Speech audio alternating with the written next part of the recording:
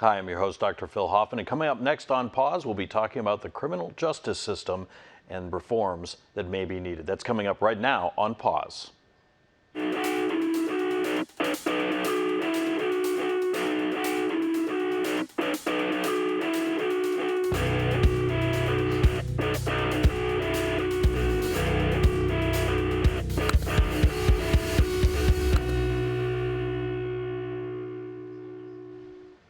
And welcome back to Pause. Joining us this evening is Sabrina Butler. Sabrina is the author of a book entitled Exonerated. It's the Sabrina Butler story, and it is an interesting story, Sabrina. Welcome. Thank you. So let's talk a little bit about the process that's laid out here in Exonerated. Is the true story of what happened to you, starting as a very young woman, right? Yes. It took me a while to write the story because I had to think about involving my family and everything, and I felt that it needed to be told. So let's go back and let's start at the beginning of the story for folks who are not familiar with the book. Tell us a little bit about what happened and how did you wind up being the only woman ever exonerated from death row?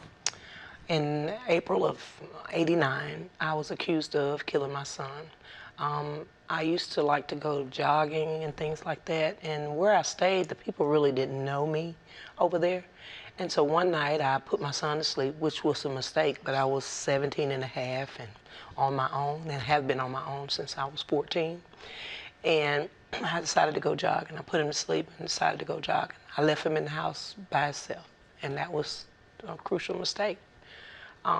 But when I got back, I noticed that he wasn't breathing, so I panicked. I didn't know, what to do, so I just grabbed him and ran outside and started trying to get somebody to help me. And first lady came to the door, and she was like, I don't have time. My kids are in the bed, and she closed the door in my face.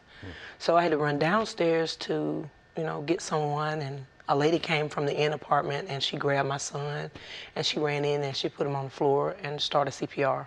And I ran outside to try to get someone to help me, and I finally found somebody. She told me to press in his stomach, hold his nose, and blow in his mouth. Well, she didn't tell me right because I applied adult CPR all the way to the hospital. When I got him there, they took him from me, and it seemed like a long time, But when they came back out, they just told me that there was nothing else that, that they could do. And that began the whirlwind of me going talking to the police officers, and it was horrible, to think that, but the first thing came to my mind was that, man, I'm in trouble because I left my kid at the house, by herself. That was the first thought. Sure. So I didn't tell the truth, in the beginning. I panicked, and I just, gave them different versions, and not knowing that in a million years that I would be charged with murder. I never thought that. And when I went back to the hospital the next morning, they let me go home when this happened. Next morning, I went back to the hospital to see what the autopsy report said, thinking that, I would know, what the cause was. And the detectives, they came back down and they were like, we need to take you back down for more questioning. So when I got to the police station, they just automatically jumped on me. They started telling me I beat my baby, I stomped him, I did this to him, and I kept trying to tell him, what had happened. And he kept saying, no, that ain't what happened. You did, this is what you did, So he wrote a statement out, and I had been there for hours. They had, I think it was like 4 or 5 hours in interrogation, and I just gave up. I just signed a document, and that is the document that they initially used to convict me with. So this whole process, first of all, something happens that's terrible to begin with that any parent would absolutely be heartbroken. Yeah. And so I'm sure there's that thought in your mind of like, well, surely they don't think that I had anything to do with this. Right. I'm upset, I'm distraught. And then when you start this process in the legal system as a young person who doesn't have a lot of experience in life, you don't really know what the parameters are of what you're doing and what you're signing. That's right. So when you started going through the criminal justice system, Was there a point at which you knew, uh-oh, this is, I'm sure at this point still you were thinking, it'll be okay. They're going to find out that I'm innocent. Was there a point at which you realized, Well, oh it took me a while to get to that because when the trial came, the attorneys, I actually didn't see the attorney. I had been in the county jail a year. I didn't see them but 2 days before trial. So I had no preparation. I didn't know, exactly what to expect. So when I got to the courtroom, I just was told to just look at the attorneys. I had no knowledge of anything. I was poor, black, uneducated, and they took advantage. They really took advantage of that. The district attorney, he took the jury to a picnic while they were supposed to be sequestered. He talked to all the doctors, the nurses.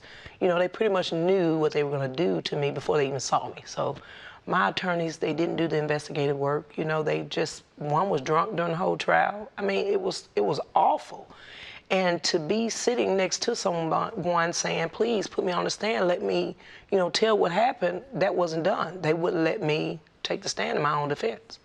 And I guess the district attorney sought to, use that as, against me, really. Now, one of the questions I'm sure that folks have when you talk about this story is, why in the world would the district attorney pick on you? Why is he interested in Sabrina? Why is it something that he is going to put forth all this effort to convict you? I feel that it was done basically because it was racial and because capital cases are more, prosecutors are they really want to win them because they look good in the eyes of the public. And I think my case was his first one. So that's why I think that he was young, a young DA. And I just think that that's why he done what he did to try to gain a conviction in my case. Because I had majority white on my case. I had 2 blacks, one was an alternate.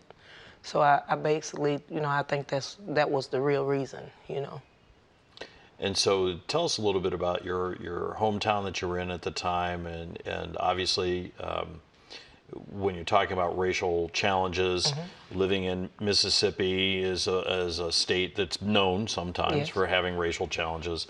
Tell us a little bit about what the town was like and what your experience growing up there was like. Well, back then, we experienced racism a lot, being that in my time, I didn't think I would experience that, but we had in neighborhoods where we weren't wanted, things like that, school, same thing.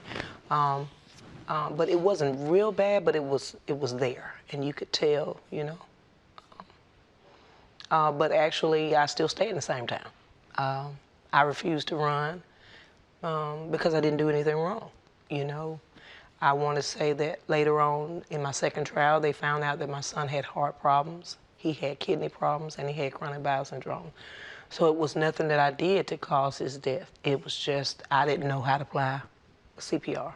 And today I have a 13-year-old daughter that has the same exact disease that he had. So it's still a challenge for me because she has to go back to the doctor every 6 months. And they're telling me that they can't save her kidneys. She has polycystic kidney disease type 2. So that's kind of hard, dealing with the same thing, And, I do this by going around speaking, talking about my case, hoping to let the youth know what happens to, young people, what could happen. And I work with this organization called Witness to Innocence.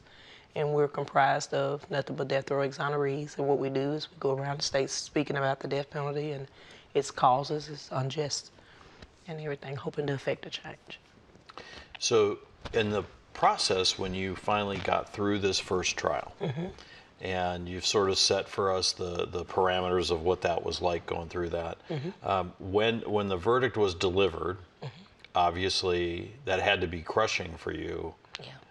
Even though I'm guessing at that point you kind of suspected the direction things were going to go. I did because I noticed, the only thing I noticed being that age was that the jury, they didn't pay attention to anything that my attorney said. They were looking up at the ceilings, looking at the floors, and when the district attorney got to speak, they were at attention. They were at everything he said. It was like they was clinging on his word.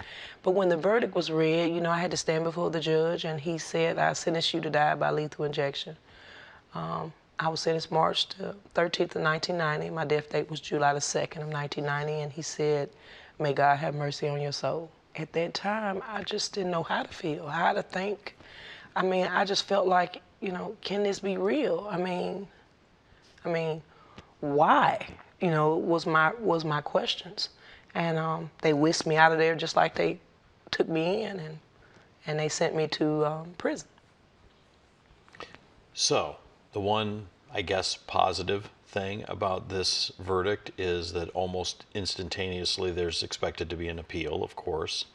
And so, probably going into that you're not, the July date is probably not going to happen.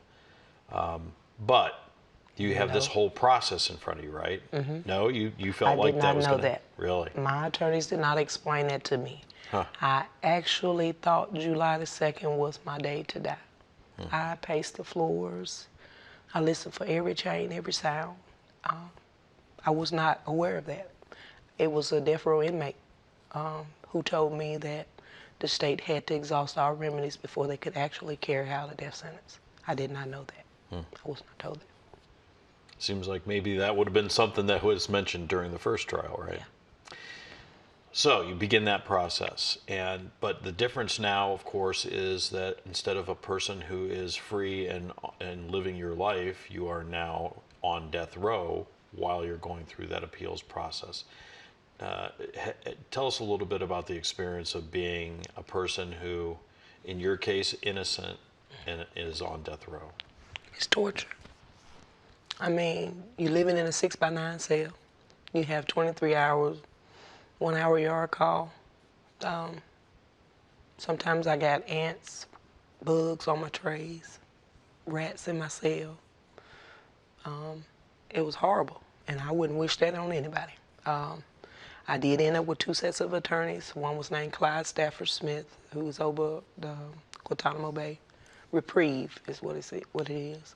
And I ended up with another attorney from Jackson, Mississippi, who came in, and they took the second trial. They took me to the second trial, and it took an hour of deliberation before I was found not guilty and exonerated. So that second trial, when you started it, did you feel differently? Did you feel more hopeful this time around? I did, because I went back to school while I was incarcerated. I got my GED. I learned a little bit of, reading law cases and things like that. So I was more susceptible and understanding as to what was going on with me. And my attorneys talked to me. So I had good attorneys this time. The first set of attorneys, were they public defenders? Yes, or? they were Okay, public defenders. So you go through this process in the second trial feeling better about the situation in the sense that you have better communication, you know more about what the process is going to be. Right. But did you, during that process, feel like they're going to listen to me this time? I did. Okay. I had faith. I knew that I was going to. Before I went to trial, before I went out of the jail, I was giving away all my stuff. I already knew. I just felt it. I felt that I was going to finally be vindicated, and that they were going to show and tell the truth as to what happened. So I knew it. So after 6 years or so on death row, you're saying 23 hours in that cell per day. You finally get through to the end of that second trial, and the verdict is announced. What was that? My legs, I felt like spaghetti noodles when I had to stand before the judge and he gave the verdict, and I fell. I fell to the floor because I was just so happy finally that, my story had been told and the truth had been told, and I thought there at that time that everything was over. But it's not over. I'm still going through the same thing now. It's just that I'm not locked up. So let's talk about that. When you say you're going through the same thing, a lot of folks believe, probably erroneously, that once you're exonerated, in your case, the whole case was expunged, right, from your record. So there's no evidence that you were ever convicted. I'm not so absolutely sure. Okay. In theory, there's no evidence. Right. And so you would be then a person who is like anyone else. You don't have a criminal record. You're out. You're looking for work. But then that doesn't go so well, right? It doesn't go so well. I've tried to apply for jobs, and I've been told I'm ineligible for hire, and I don't understand that. So I walked around when I got out in '95, December '95. I walked around from December '95 to 2009 without a job. And then the governor passed the law for exonerees to receive compensation in Mississippi. I filed my claim, and they settled with me, but they did it according to the way they felt that it should be done, you know. And they're still hard because they pay you once a year. That's just like an average person working, you know. But it's still, it does. I mean, it helps, but it's not, you know, like I think it should have been. So. And so one of the things that, and you've heard a lot in the last year or so, especially about getting rid of the box when someone has been convicted of a crime, taking that off application forms so that people aren't discriminated against. When you look at that concept, is that something that in your work with your group in Witnessing to Innocence, is that something you would support?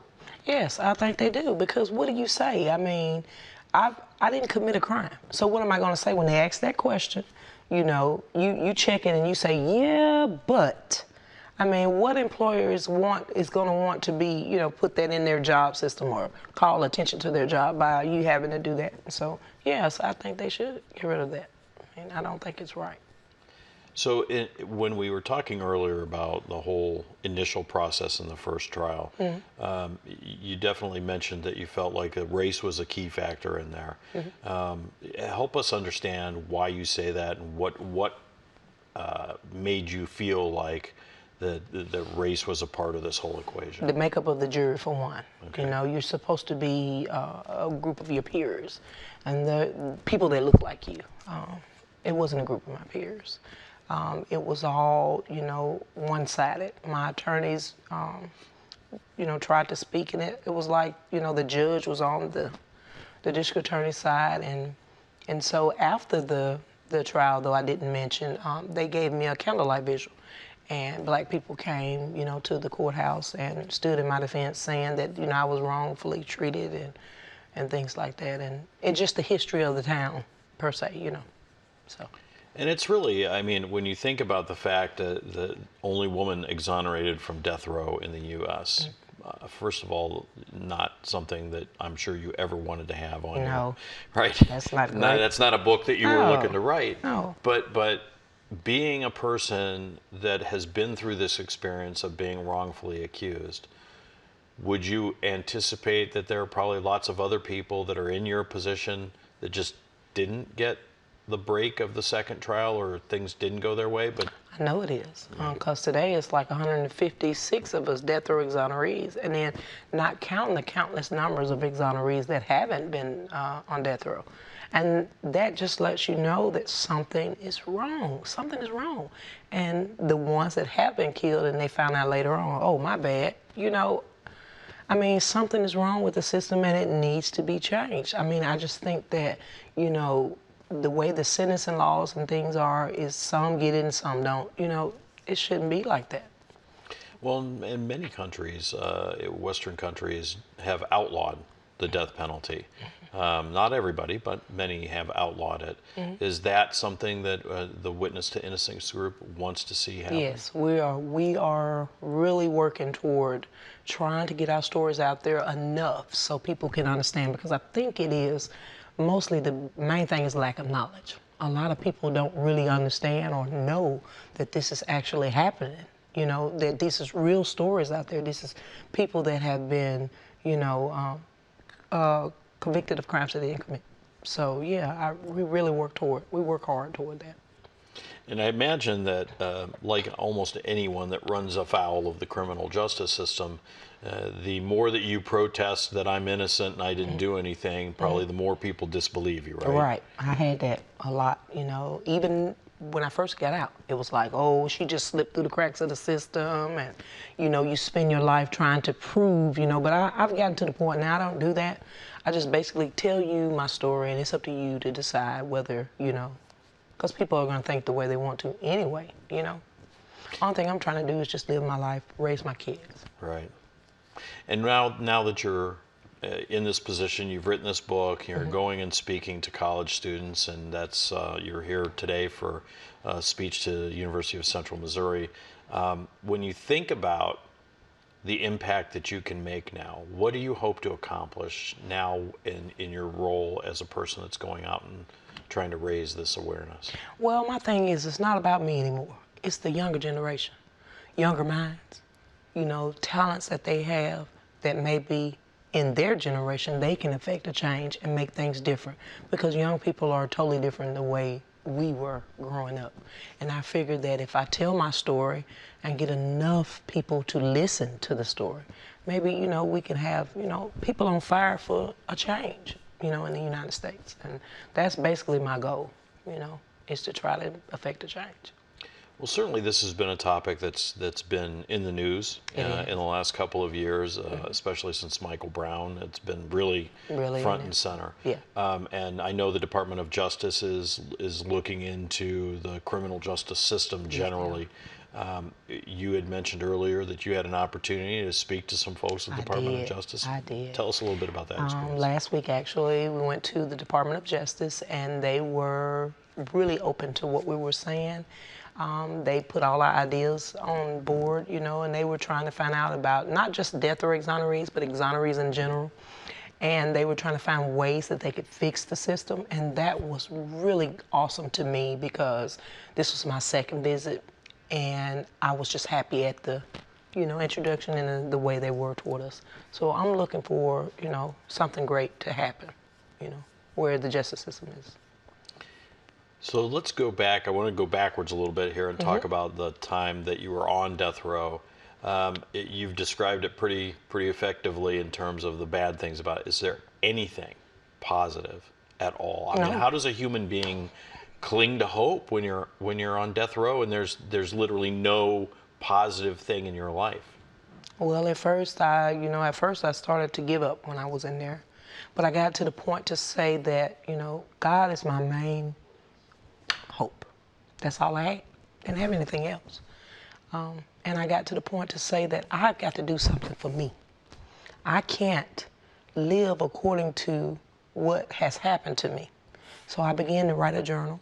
I looked at all the different situations in prison, and decided that, what would I do in that situation? Just trying to grow myself up, so to speak. And, that's the way I live today. I try to be as positive as I can. Holding grudges, and that don't hurt nobody but me. You could be mad at that person, but that person, it's not hurting them. So I choose to live my life in bliss. I live as positive as I can. I try to teach my children about the things that we take for granted, like simple air we breathe, the trees, the ground, as opposed to the way I was at first, 17, I didn't think about those things. Yeah. Now that stuff is important to me, and that's the way I live my life. So you had the 6 years that you're in this cell, and you literally have only your faith at that time. That's it. Did you have an opportunity to even talk to any of the other folks? Well, the girl that was on, the girl that was on death row with me at the time, she was next door to me. And we would have conversations through the wall. There's a toilet connected between the rooms. And I would get down on the floor, and that was our phone, and we would talk. And she was much older than me. And she taught me a lot of things, while I was in there. So I did have some type of, somebody to talk to. Yeah.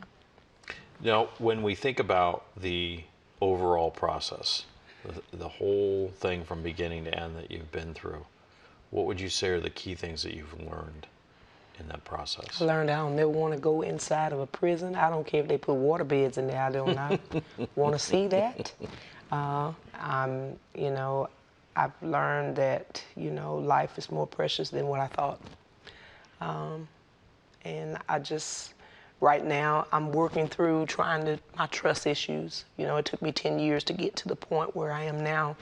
I used to get up every night like clockwork and go and check my family, check my husband, check my kids, even the dog, just to make sure that, everybody's breathing on my watch. So it's hard.